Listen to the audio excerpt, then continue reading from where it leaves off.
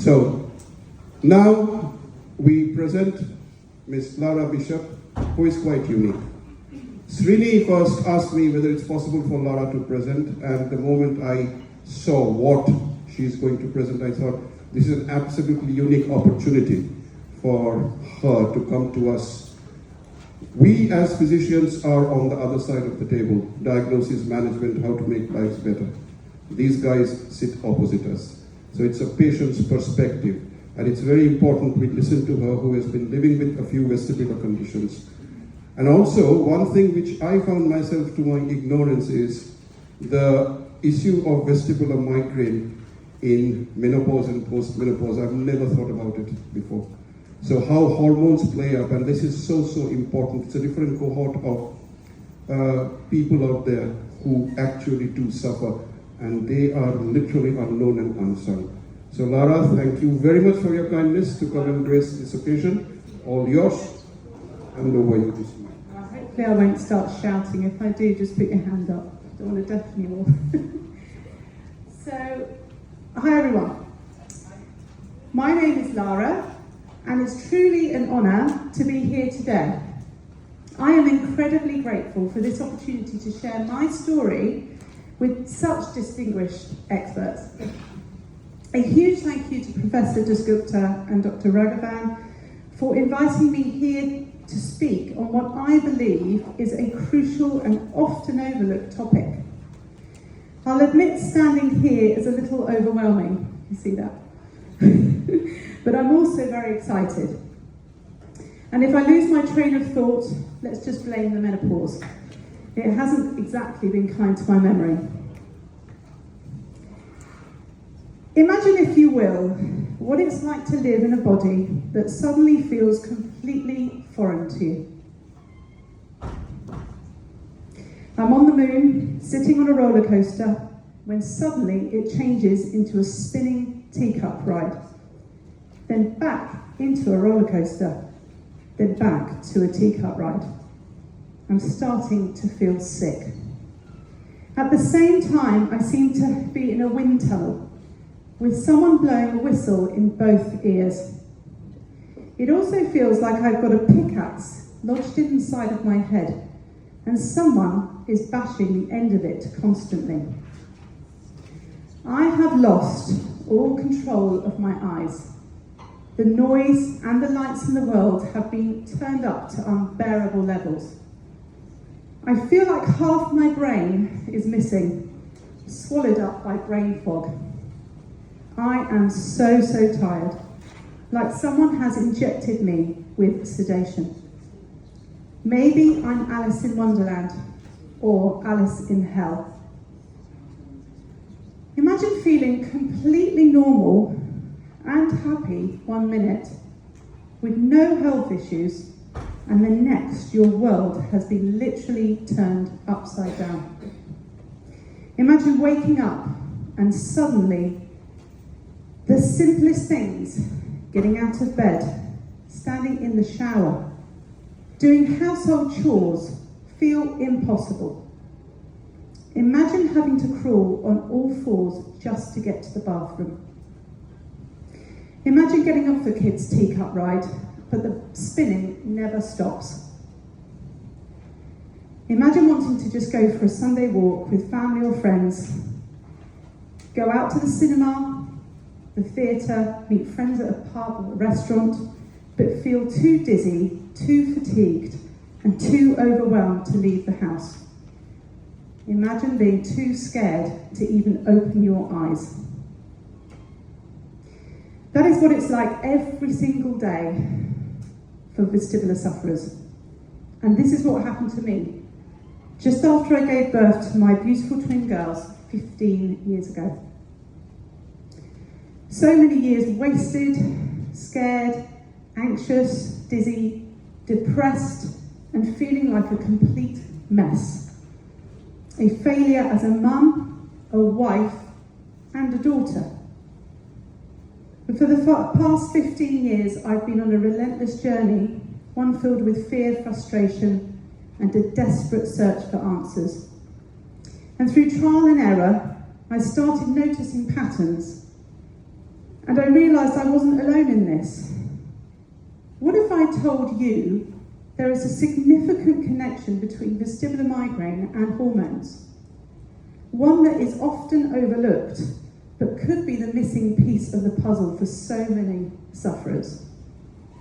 I spent years researching, documenting my experiences, and listening to others who share this struggle, and now I want to share with you what I've discovered.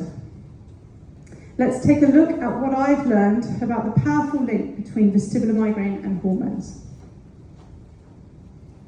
Now I've got to remember to click. Press. So I said, I'm Lara Bishop. I'm an ambassador for Vestibular Disorders Association. I'm sure you've heard of them. I also run an awareness blog at Mummy Seeing Double. And the reason why I called it Mummy Seeing Double is because I see double because I've got identical twins, and also see double because I'm dizzy sometimes. So I've given you a snippet of what it's like, just a little bit, of what it's like to suffer from vestibular disorders, vestibular migraine. But it is incredibly difficult to get over to you what it's really like. And it would take me months, years to describe it. And really people can't get it unless they've got it. So, and I'm sure you've had patients come through your clinic and in your appointments trying to explain in the 10, half an hour appointments what it's like, but you just don't have time for that. So hopefully I might give you a bit of an insight, a bit more today. So as I said, my journey started just after the birth of my twin girls in 2009, a long time ago now. They're teenagers now, it's a different story. But my world was literally turned upside down. What preceded and followed that diagnosis was countless sessions of VRT, and I think I did it for about 14 months. That was every week, but every day. I used to see a VRT specialist every week to review. 4 years of CBT therapy for anxiety, depression, PTSD, and panic disorder. That really did help. But often I needed to hold on to furniture. We call it furniture surfing in the world of vestibular. We call it wall surfing, just to get to my bathroom, my lounge. And obviously, severe anxiety, panic attacks, depression are very common in vestibular disorders. And that, when I had been diagnosed, it was about a year after I started developing all of these mental illnesses. I had a huge fear of travelling, even just being a passenger in the car. It used to take me an hour to stabilise after a 15-minute journey.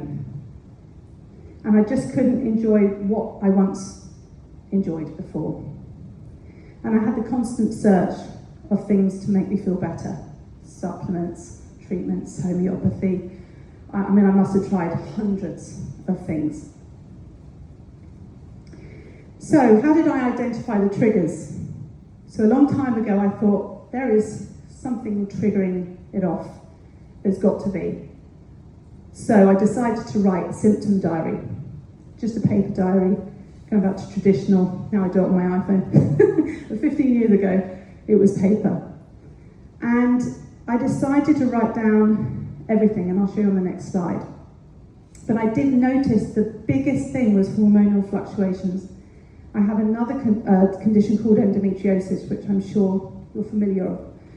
And I noticed that if I was having an endometriosis flare, my vestibular dizziness and vertigo, tinnitus and headaches were a lot worse. And then I discovered that my periods and ovulation would spike my symptoms, and there became a real pattern. Also, whilst doing the diary, I discovered that I had a lot of sensitivity of bright lights, going into crowded places, long corridors, and I'm afraid hospital corridors aren't great for us. I am a lot better at those now. The emotional stresses, I think this is downplayed a lot. Anxiety, stress, and depression make symptoms worse. You can get into a dizzy loop cycle. If I feel really dizzy, vertigo-y, I'm going to feel more anxious. I'm going to feel more dizzy, then my anxiety gets worse and just gets into a big pattern. So it's about trying to break that loop. Food and drink's been a bit of a strange one for me. I know a lot of people that are triggered by a lot of food and drink, but mine wasn't as bad as a lot of people, but I have the typical MSG sulfites. I'm a lot better with those now, but I'm a less symptomatic person, but back in the day, they really kicked things off. I don't drink alcohol. I haven't done for 12 years because I had to give up because of stimulants. And physical triggers, I think, is another obvious one. Looking up at kitchen cupboards, looking down and unloading the dishwasher, and any head movements. If my husband said, "Oh, look at that plane," I'd be like, oh no, right, feel really dizzy, can't look at that. So there's a lot of triggers of head movements, even with vestibular migraine. So the diary looks a bit chocker. I kept this for years. I didn't do it every week because, you know, life gets in the way. But it was really helpful to get to know my conditions inside and out. So it wasn't just to identify triggers. And I used to write everything on there, as much as I could fit on, but I had to abbreviate it in the end. D for dizziness, A for anxiety. So as the years went on, my abbreviations got shorter.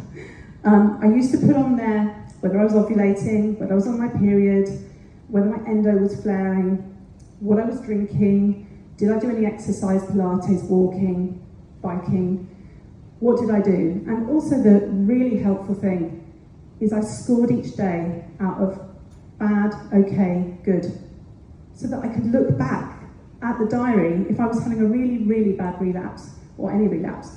In the relapse, it's really scary, and you never think it's going to stop.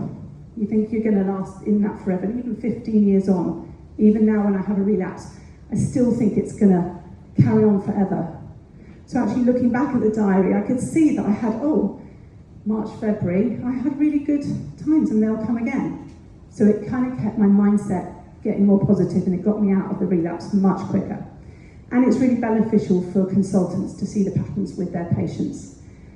And there's so many people that come to me that are not told to take a diary, to do a diary. So it's one thing that's really important. So the hormonal trigger, that's what I'm here today to speak about mainly. You can see some graphs here, pretty graphs. So what I discovered was when my estrogen level, backtrack.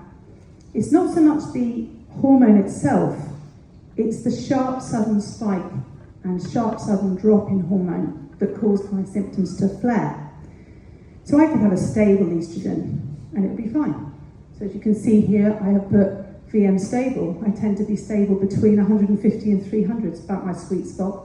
I know that now because I've had a lot of estrogen readings. I felt badgered my GP, can you do another reading just to see what my baseline level is?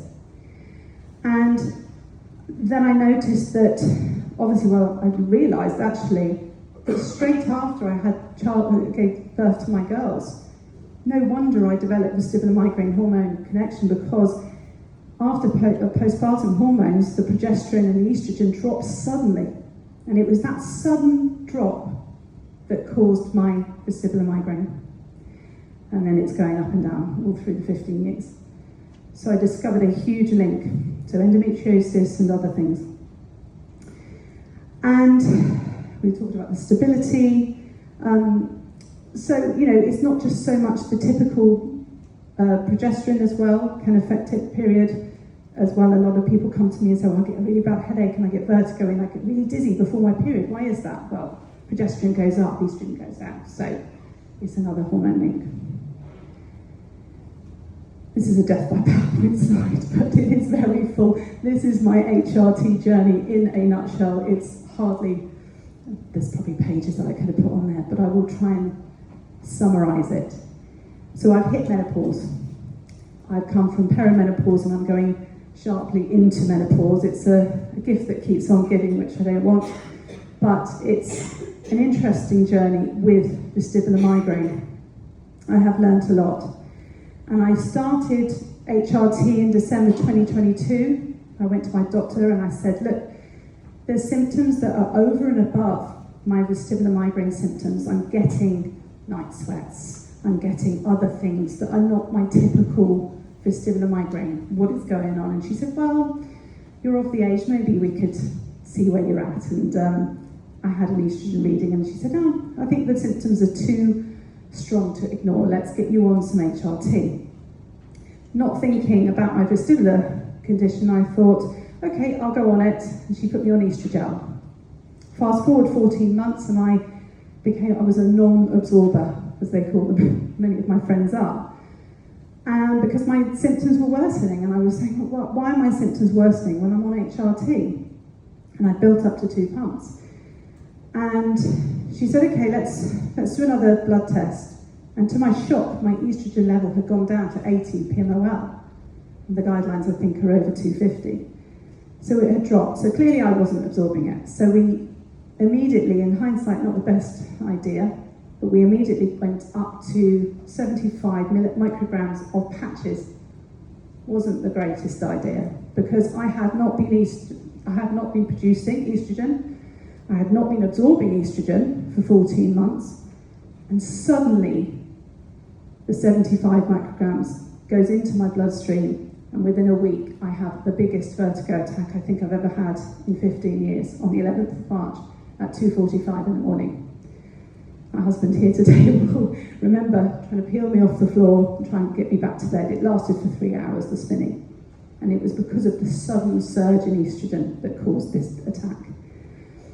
What preceded was a lot of spinning days and dizziness days, furniture surfing, and trying to stabilise, but I just wouldn't be able to stabilise until I spoke to my doctor, and she put me down to 50. I said, I don't want to go down to 25 because then I'll have a drop down. So we went down to 50, then down to 25, and I stabilised on 25. Felt great, felt brilliant in between April and July. And I felt like I sort of got myself back a bit. Then my doctor said, well, let's have another estrogen test. So I tested, I said, okay, that'll be interesting. And in the May 2024, I had another test, and it was 154, so I doubled. Great, happy days. And that was my sweet spot. And she said, well, we need to get you up a little bit, so let's put you up to 50. So I said, okay, you sure? Right, okay. So by the end of June, I went up to 50.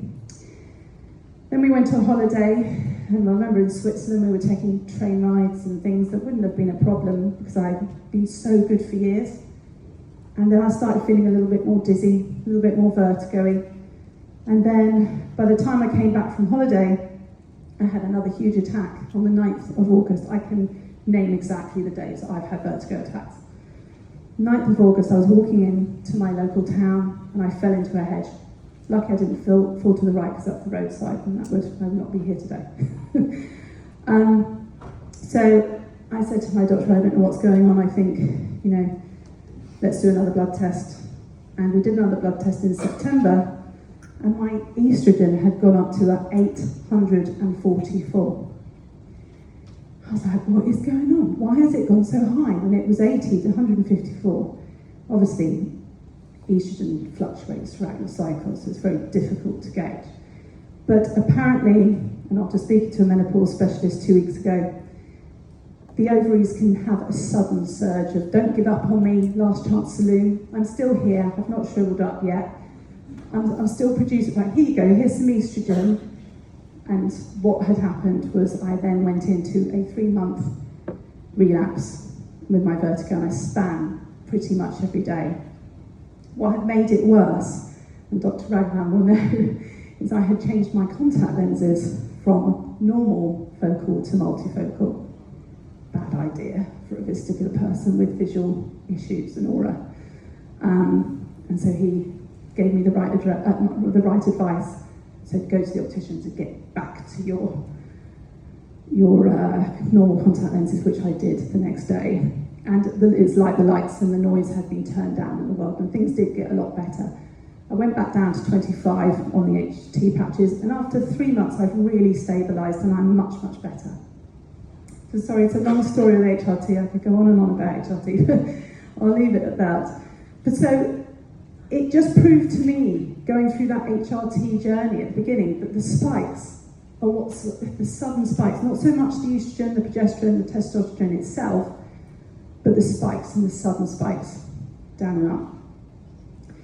So, because I can't quite make it up to the 50s yet, and I'm going to go really slowly, and the next bit is me cutting a patch in half and going to 37.5 and going really slowly and staying on there for 6 to 8 weeks. I'm looking into natural stuff with estrogen now. I've already been taking flaxseed in my smoothie, soy products, so that's been hopefully helpful. I'm starting to introduce testosterone because testosterone can be apparently very handy with migraine people. I'm not sure how much research is in that. I've spoken to quite a few experts about that, and there is quite a bit of research, but it's quite ignored at the moment. Something to look into. And I think the key takeaway with the HRT, if you've got any vestibular patients over the age of 35 really, to err on the side of caution and go really slowly. And if I was to do that journey again, I'd literally cut those patches in third. Let's go 5. They should do patches a bit lower for us. And they should be guided by their GP and menopause specialist. So real stories. I run a group and I blog on Instagram and Facebook, and I asked them to come up with a few little quotes that I could use today. I'll just read a couple for you. Initially, 50 micrograms of estrogen patch caused very sudden dizziness, very responsive to any change in estrogen. I had to reduce my patch from 50 to 25. I significantly increased my VM. Whilst on 50, I had dizziness, pain in the eyes and nystagmus. Yes, it's the surges in estrogen that trigger it badly. Once my surges settled down, my symptoms finally calmed. I have VM and it's 100% linked to my hormones. During pregnancy, I was symptom-free. HRT made me feel sick, anxious and dizzy, and I had to stop taking it entirely. And there are hundreds that I was sent, so I only included 9 today because of the time limit. So I've conducted many polls in Instagram. If anybody knows about Instagram, it's quite handy. You can put polls on your stories or on Facebook, and you get a really good bit of research very quickly. And I've chosen 2 today. I had a lot of polls, but I've chosen 2 today. 50-50 with the question was, how did you tolerate HRT and has it kicked off your vestibular migraines? 50% said yes, 50% said no. Has perimenopause and menopause kicked off your vestibular symptoms? 69% of people said yes. So it's not just obviously the HRT, it's like I said before, it's the cycle, the month, and it's also things like endometriosis. I found that a lot of people over the 15 years, or at least 8 years of blogging, contacted me and said, oh, I've got really bad dizziness, what do you think it is? I mean, I'm not medically trained, so I'm not there to diagnose them, but I'm there to support them. So I say, oh, so what other conditions have you got? And a lot of them have got cysts, fibroids, polycystic ovary syndrome, endometriosis, and there's a bit of a common theme going on here. And a lot of people after childbirth. A lot of people have developed vestibular migraine or migraine after childbirth. So what is Mummy Seeing Double? So, as I said, I launched this blog. I thought I would put my brave pants on and say to the world, here I am. I've been suffering from these conditions for years. I'm here to help anybody, and I'm at the same time want to raise awareness of what is still quite a little known condition. I have built up 11,000 followers combined. That's my website, Instagram and Facebook, and I get a lot of people contact me. We've saved countless lives. We've had a lot of people that have come to us that are ready to end it because of these conditions. And it's so reassuring for people to join the group and have people that understand and that they can speak to, because that's really important. And I think with the mental illness side of things, which is half the battle, it's anxiety, depression. They're very common with vestibular conditions, not just vestibular migraine. They're common with a lot of conditions. And we share coping strategies. I share EFT tapping, grounding techniques, all sorts of things, just to calm the mindset down, because the mindset is king in this. And I'm sure they get very bored of me talking about this on my lives. But I try and say to them, you know, you've got to sort of simplify things, just de-stress, you know, it's easier said than done. And I'm always open to referrals from hospitals, so whether it's me speaking directly to them or in group. So you've got my card in your packs today for that. I've had a lot of testimonials over the years. I read a couple out for you today. Always grateful I found your blog, this group, you and you, Lara. Thank you for helping me when I was really struggling. I've got my glasses on. You were incredibly kind and supportive when I got diagnosed with VN. Thank you so much. And there's hundreds and hundreds of these. I mean, I've been doing this for 8 years, this blog, and I've just given up on how many there are. But it's really nice to get notes like this. So I don't know if you've heard of Dr. Louise Newson on Instagram. She is a menopause specialist doctor. She lectures around the world.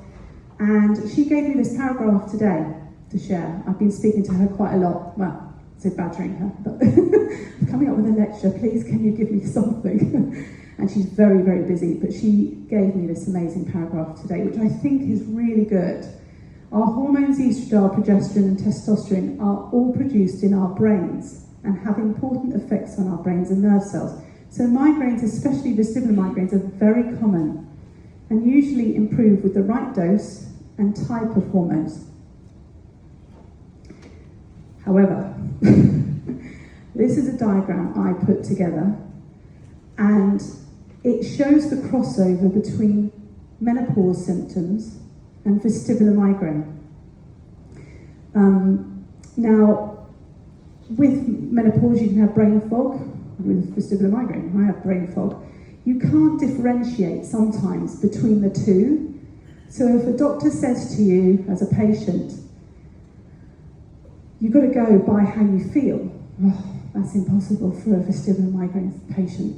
How can I go by how I feel if I'm also having all these different symptoms that are crossed over? You can get vertigo in menopause, you can get dizziness. I have vertigo, dizziness, fatigue, depression, mood swing, and there are lots and lots more. I could only fit this and that on this little diagram. But it's really important, and I think the patient has to advocate for themselves to say, actually, do you know what? Because of my condition, or because of the crossover, I need to see a baseline level and I need a blood test to see the estrogen. And I know that doctors don't do them as a rule. I know it's not something they do, they go by the symptoms, but actually it's really handy for us vestibular sufferers because we can see where we're at. Okay, it's not the menopause, right, okay, so my estrogen is still fine. So that's really important. So Vestibular Disorders Association gave me a leaflet today. I won't read this out, you can read it at your leisure, but it's interesting that on the leaflet it says it's not just vestibular migraine that can be hormonally triggered. It can be MENES, BPPV, NDDS, and all sorts of different ones. Estrogen, progesterone, testosterone affects them. So that's interesting. And also, I just wanted to point out that, so 94% of my group, my private group, is women, 6% are men. So I've got, I think, 48 men in there. And I think, obviously this presentation is called Vestibular Migraine in Women, the Hormone Connection, but we can't forget the men, because as men get older, they might have reduction in testosterone. And testosterone can trigger vestibular migraine or migraine. So it's important we cannot discount the men. They're equally important. But we are quite complicated, us women, so we have a lot going on. It's not just the typical estrogen, progesterone, and testosterone. We have other hormones in our bodies and our brains that can affect dizziness and vertigo, and I have discovered a few on my diaries.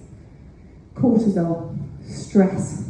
One of the biggest things that we have in our group at post, I'm really stressed with work. I just have been made redundant. My father's just died. You know, all of these traumatic things that happen to people, and the cortisol shoots up and their vestibular migraine symptoms go sky high. So they can be having the best in between relapse time, but these things can trigger it off. And I've noticed by keeping the diaries that my stress levels do affect my vestibular symptoms. Adrenaline, fight or flight, anxiety, one thing I got, had for 14 years.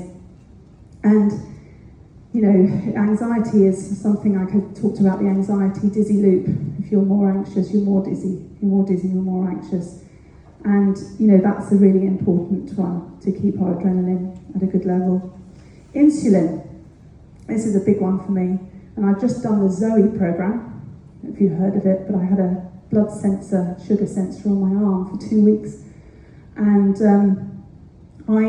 it confirmed to me what I already suspected.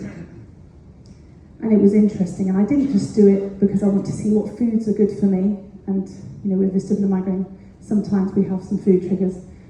But I did it because I'd noticed that if my insulin had spiked high, if I'd had a massive piece of cake, which I did actually yesterday because it was my mum's birthday, and I was more dizzy and more vertigo. And if my blood sugar was far too low, I would also get really bad dizziness and vertigo. And I never forget the first consultant I had, Dr. J, who's retired now, he said to me at the beginning, never get hungry. I thought, I'm not a gremlin. You know, don't feed her after midnight. But yeah, never get hungry. Try and keep your blood sugar level as constant as possible. Try not to have spikes and drops. And that's what I've identified with insulin. It's been quite interesting, the Zoe program. Thyroxine, thyroid, hypothyroidism, hyperthyroidism can cause dizziness and vertigo. It's something else to think about. And dopamine. My father's got Parkinson's, and so his dopamine levels are bottomed out. And his vertigo, balance, dizziness have got really bad. And he's also got nystagmus. Don't know if that's apparently not something with Parkinson's, but I don't know where it's coming from if it's not. Melatonin, another one, sleep-wake cycle. I think one of the biggest things in our group as well is people don't get enough sleep. And they sometimes get too much. So I sleep military style, literally. I go to sleep at 11, I wake up at 7:30 in the morning because I have to keep it quite regular. Vestibular migraines like routine, like a newborn baby. It's really important. And there are other brain hormones that might affect our symptoms. So over the years, I have tried to think of things that are effective strategies for managing vestibular migraine. Through trial and error again, I've been on medication. So thanks to Dr. Raghavan, we've been through a bit of a journey, haven't we? So amitriptyline, I started off at the beginning, 10 milligrams. I literally went up to 110 milligrams because my anxiety and depression was so bad. They thought, right, let's put her up there, but I just felt like a zombie. So eventually my body did get used to amitriptyline to the point where it kind of didn't work as well as it did at the beginning.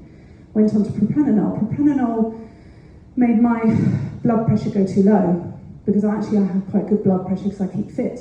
So my blood pressure tends to be about 110/65, but it went really low, and so that wasn't quite good for me. Atenolol made me feel quite sick, so I was on that for a very short time. But nortriptyline was really good, and that gave me like putting a plaster on a cut. It gave my brain time to heal. And in the end, I was able to come off medication completely in July 2019, and I've not been back on it since. And I wouldn't mind, you know, if I have to go back on it, I wouldn't mind, but I'm quite happy self-managing. Lifestyle change is incredibly important for vestibular migraine, especially weight training. And when you hit menopause and our muscles and bones get a bit weak, it's equally as important. I also have a very good diet, whole foods, reducing processed foods. I have not had caffeine for 7 years. I haven't had alcohol for 12 years. I try and reduce salt where I can, and processed foods as well. And as long as I stick to all of that, I'm happy days. Mindset and coping though is, as I said, it's king, and honestly, the mindset has been the big game changer. I started getting into EFT tapping and meditation in 2014, and mindfulness. I hug a lot of trees. I go out and ground my feet on grass, and I do some really odd things, and people looking at me, and my teenagers going, "What are you doing now on a grounding mat?" So it's really quite bizarre what you get into. Never thought I'd get into stuff like this, by the way. And reducing stress is a huge thing. Exposure therapy, I've done a lot of that. Oh, this is a big one. I like shopping. My husband will say too much, but it's retrained my brain. I have got used to the lights in Zara, for example. I don't know if anybody's been in Zara, but it's very, very bright. And there's a lot of Swarovski. Don't tend to go in that. Probably not a bad idea because it's very expensive. And there's a lot of exposures that I've done over the years, because by staying at home, we are not going to get better. So many people think, "Oh, I'll stay at home and I'll stay in bed because I feel really dizzy and I feel really anxious." It is the worst thing they could possibly do. So to retrain our brains to go for a walk, even if I'm dizzy, I will furniture surf, I will go along fences just to get through a field. It is so important we move, because actually sitting for too long is not good. And connecting with others, I touched upon my group. It's really important that we have group support, family, friends, and a supportive consultant. And obviously I've touched on the tree hugging and the nature.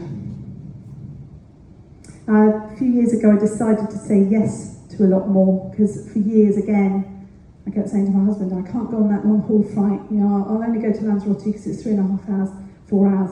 I'll have to rest for a day. What would I be like on a long haul 12-hour flight?" So for years, I think it was 12 years, we didn't go on a long haul flight. We used to travel a lot before the kids. We liked travelling. But eventually I said, right, I'm feeling in a good place, and we went 2022 to South Africa. Yes, I felt dizzier after because I didn't have much sleep, but I got through it. And I think it's just that fear that was stopping me. I've done lots of road trips, lots of train journeys, through tunnels, through Switzerland and France. Anybody knows, over there, it's really long tunnels, really dark, long tunnels. They're not great for us, but I did them. I tried paddleboarding. I've done snow 3 times with vestibular migraines. I cycled long distances, weight training I touched upon, Sunday walks, saying yes to theatre breaks. I always used to say no to everything. No, I'm too dizzy. No, I've got to stay at home. No, I can't do it. And celebrating, talking about can't, celebrating what we can do and what we, not what we can't, because I would often say to people, try and change the negative thoughts in your head. You can get out of bed, you can go make your own food, you can go to the shower. Just celebrate what you can do. Okay, you might not be able to go for a walk on Sunday with your family, but you might be able to next week. So it's just trying to change their way of thinking. And most of all, not feeling guilty to actually rest, because sometimes we do need rest. So it's quite a visual slide. There's been a lot of these crying pictures. A lot of ambulance rides to A&E, a lot of wheelchairs, and I've got a really nice walking stick. It's gold and very glittery, but I don't really want to use it, and I don't have to now, but I did have to use it a lot. And now, that's what I do, this side, even with menopause in tow. I've given up many things to get better, but I haven't given up hope. Come on. Thank you.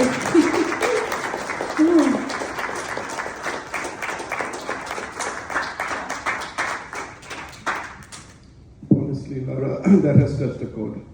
Honestly, because we are on the other side, as we said, and we seldom, it's very objective from our part. Someone comes, dizziness, find out the cause, treat, but what really goes on, that's when abstract medicine comes into being, the cognitive approach. It's been very courageous. So yes, thank you so much. You're very welcome. Thank you. If anybody's got any questions,